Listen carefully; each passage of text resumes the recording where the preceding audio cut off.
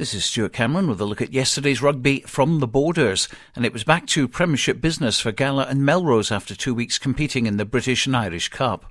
Gala travelled to Heriots and put in an impressive 5-try performance at Goldenacre, with 2 more scores from Craig Robertson, taking them up to 11 in all competitions for the Maroons this season. George Graham scored again, as did Gavin Young and Lee Miller, with Miller kicking 3 conversions and a penalty. With Ayr beating Boroughmuir 29-23, they stay top of the table, but Gala have 2 games in hand and move into second following Curry's defeat by Edinburgh Accies 38-19 at Rayburn Place. Melrose started badly in their game at the Greenyards, going into the break 28-3 down after a mistake-ridden first half. But they changed things round in the second period, winning the second half 26-7. But it wasn't enough to win the game, as Stirling bounced back from their 87-point hammering the week before to take the game 35-29. Melrose did come out of the match with 2 bonus points, with a 4-try haul from John DL, Wayne Mitchell, Nicky Little and Usiah Kalamafoni Jr. Andrew Skeen converted 3 of them, with Richard Mills' first-half penalty making up the Melrose points.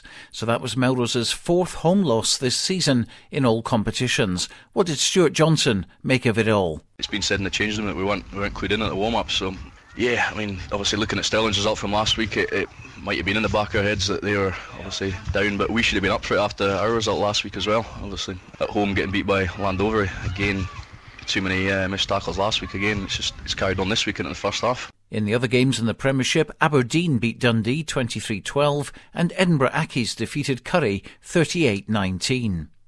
Into the National League now, and Hoyk thumped Stewart's Melville 55-21, scoring 9 tries, including a brace each for Lee Armstrong and Scott McLeod, and 1 apiece by Gary Johnston, Rory Hutton, Greg Cottrell, Kieran Willison and Nick McTaggart. Neil Rennick kicked 5 conversions. Reaction from Hoyk coach Rocky Johnston.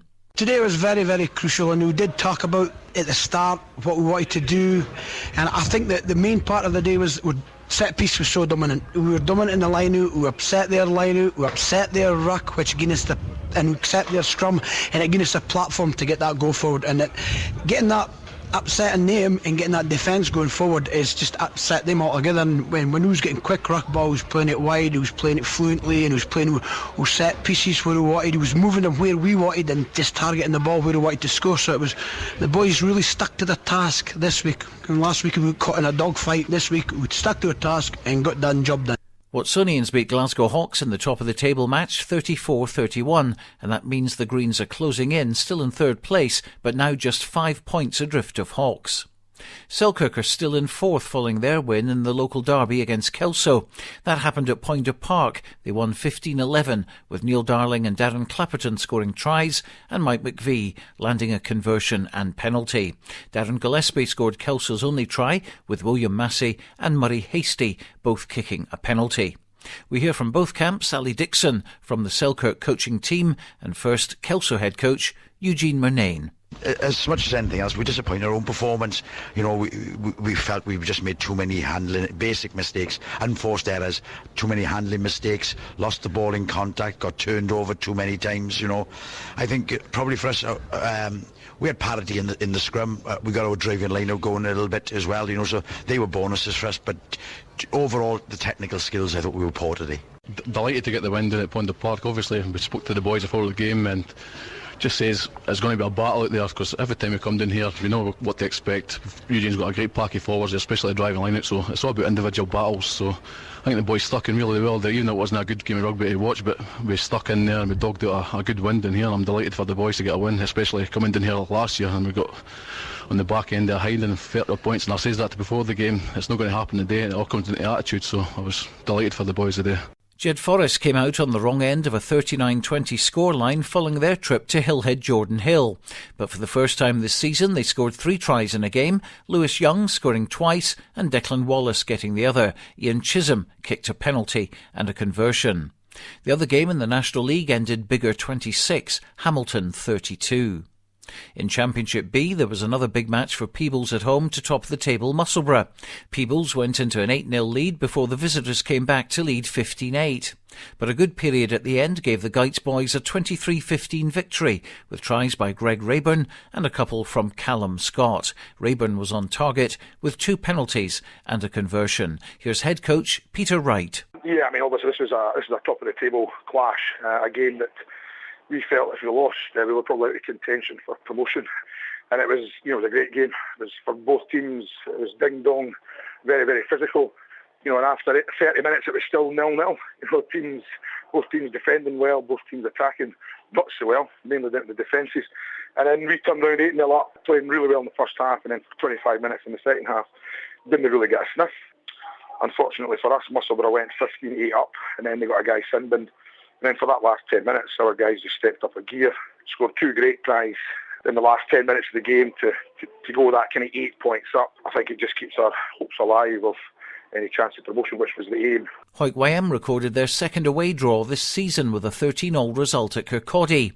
Gary Douglas went over for their only try, with Neil McComb converting that and kicking 2 penalties. YM boss Jamie McFarlane admitted that he'd had better days in charge of the Redskins. Terrible game of rugby to watch for them that paid good money to see it. However, we get a couple of points and we'll have to accept that. But we're down to 8 games to go. We've really got to pick ourselves up and prepare well for next week when Howa Fife visit. The Peebles score today against Musselburgh gives us a great opportunity still. We're still in the hunt, but we've got to be much better than we were today. Finally, the East League results. Division 1, Berwick 41, Langham 11, Duns 0, Preston Lodge 33. East League 2, Earlston 22, Hoyt Lindeen 38, Gala YM 29, Hoyt Quinns 32. And the match in East League 3 between St Boswells and Walkerburn was postponed. Next week, Gala will be at home to Edinburgh Accies, while Melrose have an away trip to Curry. In the National League, the big game is at Philip Hawke between Selkirk and Hawick. Jed Forest welcome top-of-the-table Watsonians, while Kelso make the trek to play Hamilton. In the Championship, Hawick YM hosts top-of-the-table Howe of Fife, while Peebles visit Haddington. Check out the website for the East League fixtures as well as the latest Borders rugby news, results, audio, video, stats and rankings. It's all available at bordersrugby.net. Stark, Main & Co. are a UK award-winning firm of chartered tax advisors and accountants committed to offering high-quality tax and business advisory services. With a committed and professional team, we have the focus and drive to help you change the numbers which are important to you. We are proud of the difference we can make together.